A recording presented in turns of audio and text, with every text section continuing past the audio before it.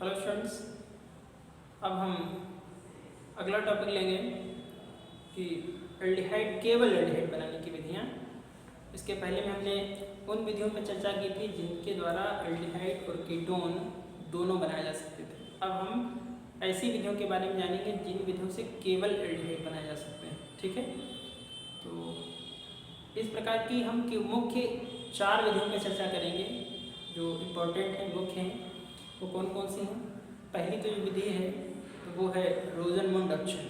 इस विधि के द्वारा केवल एल्डिहाइड बनाए जाते हैं। दूसरी स्टीफन अपचयन, और फिर तीसरी जो है वो इटार्ड अपक्रिया, और चौथी अपक्रिया जो है गाटरमान कोच एल्डिहाइड अपक्रिया। तो इन 4 अपक्रियाओं पे हम चर्चा करेंगे। बहुत इंपॉर्टेंट वीडियो है क्योंकि ये चारों अपक्रियाएँ नाम से लिखी जाती हैं और ये एग्ज़ाम के लिए बहुत महत्वपूर्ण है। एक काफ़ी संभावना रहती है एग्ज़ाम में आने की। तो पहली जो है अम्ल रोजनमुंड अपचयन, तो इसमें क्या होता है, अम्ल क्लोराइडों का हम अपचयन करते हैं। तो अम्ल क्लोराइडों से जब हम एल्डिहाइड बनाते हैं तो इस अपक्रिया को हम कहते हैं रोजनमुंड अपचयन। ठीक है, कैसे होता है इसको जरा सा देखते हैं। अम्ल क्लोराइड हम लेते हैं R। अम्ल क्लोराइडों का फार्मूला होता है RCOCl, यानी RCOCl। जो CO है वो ऑक्सीजन डबल बॉन्ड से कार्बन से अटैच रहती है। RCOCl ये अम्ल क्लोराइड है, कार्बोक्सिलिक अम्लों के डेरिवेटिव है, अम्ल क्लोराइड को कहते हैं। इनका अपचयन करना है आपको, यानी इनका अपचयन करना है। हाइड्रोजन आपको यहाँ पे ऐड करने हैं, अपचयन करना है। कैटालिस्ट यहाँ पे जो रखा जाता है वो कौन सा होता है, याद रख लीजिए, पैलेडियम बेरियम सल्फेट, PDBSO4। और एक और काम किया जाता है, विलायक फिनोल पे इसको हम जाइलिन में उबालते हैं, उबलती हुई जाइलिन, ये विलायक के लिए इसको यूज करते हैं। उसी में होता क्या है, एक हाइड्रोजन यहाँ पर फिट हो जाता है, RC डबल बॉन्ड OH, यानी RCHO बन गया, ये एल्डिहाइड बन गया। दूसरा जो क्लोरीन है वो यहाँ की हाइड्रोजन लेके क्या करता है, HCl बना देता है। ठीक है, तो इसकी डेफिनेशन देखिए कैसे कहेंगे, उबलती हुई जाइलिन में पैलेडियम बेरियम सल्फेट उत्प्रेरक की उपस्थिति में, पैलेडियम धातु है, बेरियम सल्फेट जो है साल्ट है, पैलेडियम बेरियम सल्फेट उत्प्रेरक की उपस्थिति में अम्ल क्लोराइडों का हाइड्रोजन द्वारा अपचयन करने पर एल्डिहाइड प्राप्त होते हैं। सीधी सी डेफिनेशन है, एक बार फिर से देख लीजिए। उबलती हुई जाइलिन में पैलेडियम बेरियम सल्फेट उत्प्रेरक की उपस्थिति में अम्ल क्लोराइडों का हाइड्रोजन द्वारा अपचयन करने पर एल्डिहाइड प्राप्त होते हैं। साथ में इसके और आपको ऐड करना है कि इस अभिक्रिया के द्वारा फॉर्मल्डिहाइड नहीं बनाया जा सकता है। क्यों नहीं बनाया जा सकता है, क्योंकि फॉर्मल्डिहाइड के लिए आपको कंपाउंड देना पड़ेगा HCOCl, यानी फॉर्मल क्लोराइड, जो कि एक अस्थायी कंपाउंड होता है। तो वो क्या करता है, तुरंत अपघटित हो जाता है, जिससे फॉर्मल्डिहाइड नहीं बन पाता है इस अभिक्रिया के द्वारा। जबकि एरोमेटिक एल्डिहाइड अर्थात बेंजोल्डिहाइड आप इससे आसानी से बना सकते हैं। ठीक है, इस अभिक्रिया में जो पैलेडियम है और पैलेडियम बेरियम सल्फेट दोनों का कार्य अलग अलग होता है। क्या करता है, पैलेडियम इस अभिक्रिया के लिए उत्प्रेरक का काम करता है और बेरियम सल्फेट इस अभिक्रिया में उत्प्रेरक विष का काम करता है। उत्प्रेरक क्या करता है, इसकी सक्रियता को बढ़ाता है और अभिक्रिया को फास्ट करता है। बेरियम सल्फेट क्या करता है, देखिए बेरियम सल्फेट अपचयन कर रहे हैं तो एल्डिहाइडों का अपचयन करने पर क्या होता है, एल्कोहल बन जाते हैं। तो ये बेरियम सल्फेट का काम है इस एल्डिहाइड को एल्कोहल में अपचयित होने से रोकना। तो इस अभिक्रिया में पैलेडियम उत्प्रेरक और बेरियम सल्फेट क्या है, ये उत्प्रेरक विष। ठीक है, इतना भी आपको याद रखना है। तो अब इसका एग्जांपल ले लेते हैं, देखते हैं। एग्जांपल के लिए HCOCl तो हम लेंगे नहीं पहला, क्योंकि आपने बताया वो अस्थायी है, इससे फॉर्मल्डिहाइड आप नहीं बना सकते हैं। तो दूसरा हम CH3CHO से शुरुआत करते हैं, CH3COCl, इसका अपचयन करेंगे तो क्या बनेगा, सेम कैटालिस्ट लेंगे, उबलती हुई जाइलिन में पैलेडियम बेरियम सल्फेट, तो CH3COCl यहाँ पे बन जाएगा CH3CHO प्लस HCl। ये आपने क्या लिया, ये आपने लिया एसिटिल क्लोराइड। क्या लिया आपने कंपाउंड, एसिटिल क्लोराइड। ठीक है, दूसरा इधर आपने एसिटिल क्लोराइड लेने पे बना क्या उत्पाद, एसिटल्डिहाइड। क्या बना, एसिटल्डिहाइड। ठीक है, तो ये प्रोडक्ट बन गया। दूसरा, इसी तरह से आप इधर जब एथिल ग्रुप ले लेंगे तो यहाँ पे प्रोपेनॉल्डिहाइड बन जाएगा। इधर आपका एल्किल ग्रुप बढ़ाते रहिए, इधर आपको नया नया कंपाउंड मिलता रहेगा। ठीक है, तो एक काम और आप इसके लिए कर सकते हैं। आपने कहा फॉर्मल्डिहाइड तो आप नहीं बना सकते हैं, लेकिन इस विधि के द्वारा एरोमेटिक एल्डिहाइड अर्थात बेंजल्डिहाइड जरूर बना सकते हैं। तो उसके लिए क्या करना पड़ेगा, उसके लिए आपको CH3C6H5COCl ये कंपाउंड ले लीजिए और इसका आप चेंज कर दीजिए। सेम उत्प्रेरक जो भी आपने लिए थे, यानी पैलेडियम बेरियम सल्फेट और गलती हुई जाएगी तो हाइड्रोजन हटेगा, बन जाएगा C6H5CHO प्लस HCl। ये बन गया बेंजल्डिहाइड। ये एरोमेटिक एल्डिहाइड क्या है, बेंजल्डिहाइड। ठीक है, और इधर ये कंपाउंड कौन सा, ये है बेंजील क्लोराइड। बेंजील क्लोराइड।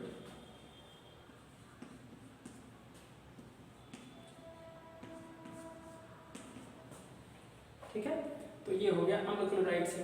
अब हम दूसरा लेंगे स्टीफन अपचेन के कैसे बनाएंगे। ठीक, एल्केन नाइट्राइल से जब हम एल्डिहाइड प्राप्त करने की कोशिश करते हैं तो फिर इस बीच में जो क्रिया होती है उसको हम स्टीफन अपक्रिया कहते हैं। तो एल्केन नाइट्राइल क्या होते हैं, देखिए एल्केन नाइट्राइल ये होते हैं RCN, इनको हम साधारण भाषा में एल्किल साइनाइड भी कहते हैं। एल्किल साइनाइड या एपीसी में इनको एल्किल नाइट्राइल कहते हैं। तो एल्किल साइनाइडों से जब एल्डिहाइड आपको प्राप्त करना है तो फिर आप कौन सी अपक्रिया कराएंगे, तो आप स्टीफन अपक्रिया कराएंगे। ठीक है, होता क्या है इसमें कि इसमें कैटलिस्ट आपको लेना पड़ता है SnCl2 और HCl, यानी स्टेनस क्लोराइड और हाइड्रोक्लोरिक अम्ल उत्प्रेरक की उपस्थिति में जब एल्केन नाइट्राइलों का अपचयन किया जाता है तो मध्यवर्ती यौगिक एल्डिमीन बनता है, जिसका जल अपघटन करने पर क्या मिलते हैं, हमको एल्डिहाइड मिलते हैं। ठीक है, ये क्रिया है कि SnCl2 स्टेनस क्लोराइड और हाइड्रोक्लोरिक अम्ल की प्रेजेंस में एल्केन नाइट्राइलों का अपचयन करने पर मध्यवर्ती यौगिक एल्डिमीन बनता है और फिर उसका जल अपघटन करने पर क्या बनता है, एल्डिहाइड बनता है। ये अभिक्रिया स्टीफन अपचयन कहलाती है। इस अभिक्रिया के द्वारा भी जो फॉर्मल्डिहाइड है वो नहीं बनाया जा सकते, क्योंकि जो HCl होता है इसमें भी वो अत्यधिक क्रियाशील यौगिक होता है, अस्थायी यौगिक होता है, तो वो फॉर्मल्डिहाइड इस अभिक्रिया के द्वारा नहीं बनने देता है। ठीक है, इसमें इस अभिक्रिया में एक हम SnCl2 यानी इस कैटलिस्ट की जगह पर एक और कैटलिस्ट का उपयोग करते हैं, उसको हम बोलते हैं डिबाल H। उसके बारे में इस सेक्शन के बाद बात करेंगे, पहले इसको आप समझ लीजिए। इसका एग्जाम्पल इसका लेते हैं। क्या करना है हमको, यहाँ पे हम केवल एल्किल ग्रुप की जगह हम CH3 लिख रहे हैं, CH3Cl2H ये हो जाएंगे। यहाँ पे एल्किल ग्रुप RDP क्या बन जाएगा, ये बन जाएगा CH3CH double bond NH CH3CH। अब देखिए यहाँ पे जब हम जल अपघटन करेंगे तब क्या होगा, जल अपघटन यानी H2O करना है। H2O में जो ऑक्सीजन है, ऑक्सीजन और हाइड्रोजन, तो हाइड्रोजन दोनों एक तरफ कर देते हैं, ऑक्सीजन H2O है, दोनों हाइड्रोजन दोनों हम एमीन ग्रुप की तरफ कर देते हैं और ऑक्सीजन हम CH ग्रुप की तरफ करते हैं। तो CH3CHO ये बन जाएगा, ये तो एल्डिहाइड बन गया। इधर दो हाइड्रोजन इस नाइट्रोजन से जब जुड़ेंगे तो NH पहले से है, NH3 है, NH3 हो जाएगा और HCl इसी में जुड़ के क्या बनाएगा, NH3 है, H हो जाएगा NH4 और जब Cl जुड़ेगा ये अमोनियम क्लोराइड यानी नौसादर बन जाएगा। ये डिजाइड कंपाउंड हमको CH3 की जगह कौन मिल जाएगा, ये हमको मिल जाएगा CH3CHO यानी एसिटल्डिहाइड, ये हमको मिल गया। इसका नाम एल्केन नाइट्राइल, यानी अब इधर दो है तो एथेन नाइट्राइल इसका नाम हो जाएगा। एपीसी में साधारण नाम हो जाएगा मेथिल साइनाइड, तो एपीसी में इसको क्या कहेंगे, एथेन नाइट्राइल, क्योंकि दो कार्बन है, एथेन नाइट्राइल। और साधारण नाम इसका हो जाएगा मेथिल साइनाइड, क्योंकि साइनाइड Cl ग्रुप को कहते हैं, तो साइनाइड में Cl पूरा आ जाएगा तो एक कार्बन कम हो जाएगी, तो मेथिल साइनाइड या एपीसी में एथेन नाइट्राइल। ठीक है, तो इसका आप चेंज करेंगे तो एल्डिमीन बनेगा मध्य।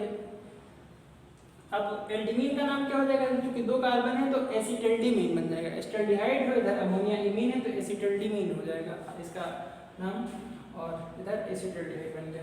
तो ये इसका एग्जाम्पल हुआ, ठीक है। और इस तरह से आपने बताया कि दूसरा कि इसकी जगह पे हम एक और उत्प्रेरक यूज कर सकते हैं, उसका नाम क्या होता है, इसका नाम होता है DIBAL H, DIVAL H, DIBAL H. इसका पूरा नाम समझ लीजिए di isobutyl aluminium hydride, di isobutyl aluminium hydride. तो इसको कैसे लिखें, डाई आइसोब्यूटिल समूह पहले बनाइए, तो C3CH फिर CH2, 1 2 3 4 कार्बन है, इस कार्बन से 2 समान समूह यानी आइसोब्यूटिल समूह हो गया, और इसको आपको 2 लगाने हैं, आपको 2 लगाने हैं इसका होम ट्वाइस होने के लिए। अब ये बन गया डाई आइसोब्यूटिल एल्युमिनियम, ये लिख लिया।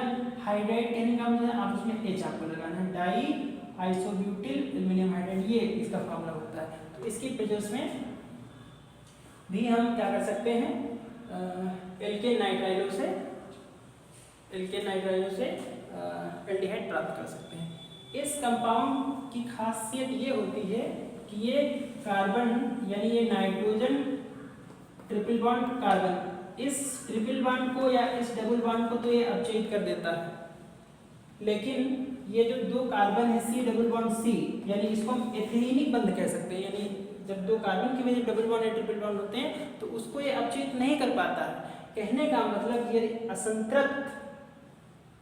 असंतृप्त एल्केन नाइट्राइल है तो उसका सीधे सीधे ये असंतृप्त एल्डिहाइड में अपचयन करता है, और इस कार्बन डबल बॉन्ड कार्बन को इस डबल बॉन्ड को अपचयित नहीं करता, यानी यहाँ पे हाइड्रोजन का योग ये नहीं होने देता। ये इसका महत्वपूर्ण कार्य है, इसलिए ये रिएक्शन भी जानना आवश्यक है, एग्जाम में पूछी जा सकती है। इसको हम ऐसे दिखा सकते हैं, एग्जाम्पल ही इसका दे देते हैं, CH3 single bond CH double bond CH single bond C triple bond N, यानी हो जाएगा 1 2 3 4 1 2 3 4, ये हो जाएगा ब्यूट टू इन नाइट्राइल, ये हो जाएगा। इसका आपको अपचयन करना है तो सीधे सीधे यहाँ पे हाइड्रोजन लिखे और ऊपर लिखिए डिवाल H, DIVAL डिवाल H, यानी डाई आइसोब्यूटिल एल्युमिनियम हाइड्राइड। इसकी प्रेजेंस में आपको क्या करना है, इसका अपचयन करना है, ये बन जाएगा CH3 CH double bond CH single bond C, ये पूरा CHO यहाँ पे कन्वर्ट हो जाएगा, CH3 CH double bond CH single bond C, ये जो ट्रिपल बॉन्ड है ये CHO में कन्वर्ट हो जाएगा, साथ में जो अमोनिया है वो NH3 यानी अमोनिया बनके बाहर निकलेगी। कुल मिला के इसमें आपको हाइड्रोजन की आवश्यकता होगी 4, ठीक है, ये बन जाएगा। जब टोटल करना पड़ेगा इसके बाद में H2, तो चाहे 2 हाइड्रोजन ले लीजिए, 2 इधर क्यों जाएंगे तो उसको 2 ही आप रख सकते हैं, ठीक है, ये 2H, ये रिएक्शन लिख सकते हैं।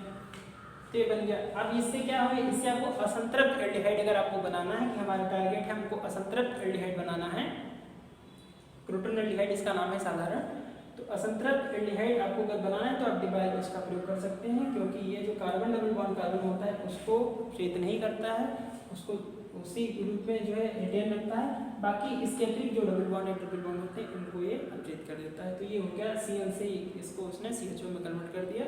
तो ये अभिक्रिया हो गई, ये भी स्टीफन एल्केन नाइट्राइल से ही क्या हुआ, आपको एल्डिहाइड प्राप्त करनी होगी, ठीक है। तो ये होगी। इसके बाद हम अगली देखेंगे, तीसरी अभिक्रिया नाम है इटार्ड अभिक्रिया। इटार्ड अभिक्रिया में हम क्या करते हैं कि मेथिल समूह युक्त हाइड्रोकार्बनों की क्रिया क्रोमिल क्लोराइड से कराते हैं तब हमको एल्डिहाइड प्राप्त होते हैं, ये अभिक्रिया इटार्ड अभिक्रिया कहलाती है। इस अभिक्रिया में जो मुख्य अभिकारक है वो है क्रोमिल क्लोराइड, जिसका फॉर्मूला है CrO2. इसमें क्या करते हैं, मेथिल समूह युक्त जो हाइड्रोकार्बन है तो उसकी क्रिया जब CrO2 से होती है तो इस मेथिल के 2 हाइड्रोजनों को प्रतिस्थापित कर देता है, वहाँ पे इसके 2 अणु अलग अलग जुड़ जाते हैं। तो 2 हाइड्रोजन इसके हटते हैं तो ये इसके 2 अणु जब इससे जुड़ते हैं तो क्या होता है, देखिए एक अणु इधर OCrOHCl2, दूसरा OCrOHCl2 ये जुड़ जाता है मेथिल समूह में। यहाँ होता है कि यहाँ का जो हाइड्रोजन हट के फिर इस 2 ऑक्सीजन को ब्रेक करता है, एक ऑक्सीजन क्रोमियम और कार्बन के बीच में बॉन्डिंग करती है, और जो दूसरी ऑक्सीजन है तो उसका भी डबल बॉन्ड ब्रेक होके क्या होता है, हाइड्रोजन को अपने साथ अटैच करता है और फिर Cl2 ये पहले से रिटर्न, यही काम दोनों में होता है। इसका जब गठन करते हैं तो फिर हमको एल्डिहाइड मिल जाते हैं। एग्जाम्पल लिखा हुआ है आपने, ये टॉल्यूइन से टॉल्यूइन लिया है, टॉल्यूइन, और ये क्या क्रोमिल क्लोराइड ऊपर लिखा हुआ है। कार्बन टेट्राक्लोराइड या कार्बन डाइसल्फाइड आपको प्रेरक लेना है, ये कार्बन टेट्राक्लोराइड विलेन या कार्बन सल्फाइड विलेन, दो में से एक विलेन आप दे दीजिए, फिर ये क्रिया कराएंगे तो ये मध्यवर्ती यौगिक बनेगा, इसका डेरिवेटिव कर देंगे, एल्डिहाइड बन जाएगा। डिफिनेशन आप कैसे बताएंगे, मेथिल समूहयुक्त एल्डिहाइड, मेथिल समूहयुक्त हाइड्रोकार्बनों की क्रिया क्रोमिल क्लोराइड से कार्बन टेट्राक्लोराइड या कार्बन डाइसल्फाइड विलेन में कराने पर मध्यवर्ती यौगिक बनता है, जिसका डेरिवेटिव करने पर एल्डिहाइड प्राप्त होते हैं। ये क्रिया दे देंगे और साथ में या एग्जाम्पल बता देंगे, ये रिटार्डेड क्रिया हो जाती है। ये क्रिया अगर देखने में आपको खतरनाक लग रही है तो इसको और सिंपल आप कर सकते हैं। इसको आणविक फॉर्मूलेशन ये C6H5CH3, ये भी टॉल्यूइन ही है। इसका ऑक्सीकरण आपको करना है मात्र 2 नवजात ऑक्सीजन के परमाणु, यानी नवजात ऑक्सीजन का एक अणु, यहाँ पे तीर पे आप लिख दीजिए CrO2Cl2 और फिर कार्बन डाइसल्फाइड CH2। क्या होगा, 2 हाइड्रोजन एक ऑक्सीजन को निकाल के जल बनाएंगे H2, और दूसरी ऑप्शन यहीं पे 2 हाइड्रोजन के स्थान पे जुड़ जाएगी CH3CH है, CH3 था, 2 हाइड्रोजन हटे, 2 से एकता फ्री, उसके लिए हमने जोड़ दिया, सॉरी C6 यहाँ पे बेंजोल्डिहाइड है तो C6H5 हो जाएगा, C6H5 CH2, ये बन गया बेंजोल्डिहाइड। क्या बना, बेंजोल्डिहाइड, ठीक है। तो ये है रिटार्डेड क्रिया। क्या करना है, क्रोमिल क्लोराइड की उपस्थिति में मेथिल समूहयुक्त हाइड्रोकार्बनों का अपचयन करने पर एल्डिहाइड प्राप्त होते हैं, ये क्रिया रिटार्डेड क्रिया कहलाती है। तो ये होगी रिटार्डेड क्रिया। अब एक अब क्रिया बची है गाटरमान कोच एल्डिहाइड क्रिया, इसमें जो हमने बात की थी, अब उसको देखते हैं। गाटरमान कोच एल्डिहाइड क्रिया, इस अभिक्रिया में क्या होता है, एरोमेटिक एल्डिहाइडों के लिए है ये अभिक्रिया। ये अभिक्रिया जो कार्बन मोनोऑक्साइड और हाइड्रोक्लोरिक अम्ल, इन दोनों की क्रिया कराई जाती है बेंजीन से निर्जल एल्युमिनियम क्लोराइड प्रेरक की उपस्थिति में, तो क्या बनता है, बेंजोल्डिहाइड बनता है। ये क्रिया गाटरमान कोच एल्डिहाइड क्रिया कहलाती है। इस अभिक्रिया में जो CO और HCl है, ये दोनों रिएक्शन करके HCOCl बनाते हैं, HCOCl, कार्बन मोनोऑक्साइड और HCl दोनों क्रिया करके HCOCl बनाते हैं, जो कि एक अस्थायी कंपाउंड होता है। ये ब्रेक होके CHO ग्रुप बनाता है, जो जुड़ जाता है यहाँ पे, और यहाँ का जो हाइड्रोजन मुक्त होता है वो इस क्लोरीन से क्रिया करके फिर HCl बनाता है। तो हम इधर देख रहे हैं चालक में भी HCl है और उधर उत्पाद में भी HCl है, ठीक है। तो ये यहाँ का हाइड्रोजन और ये क्लोरीन मिलकर नया HCl बनाते हैं और ये पार्टिसिपेट हो जाता है रिएक्शन में। तो निर्जल एल्युमिनियम क्लोराइड या क्यूप्रस क्लोराइड CuCl या CO2Cl2 उत्प्रेरक की उपस्थिति में बेंजीन की क्रिया कार्बन मोनोऑक्साइड और HCl से कराने पर बेंजोल्डिहाइड प्राप्त होता है। ये अभिक्रिया गाटरमान कोच एल्डिहाइड अभिक्रिया कहलाती है। तो इस तरह से केवल एल्डिहाइड बनाने की जो मुख्य विधियां हैं, उन मुख्य विधियों पर हमने चर्चा की। ये टॉपिक यहीं पे ख़त्म हुआ और अगले वीडियो में हम देखेंगे कि केवल कीटोन बनाने की विधियां कौन कौन सी हैं, ठीक है। तब तक के लिए धन्यवाद।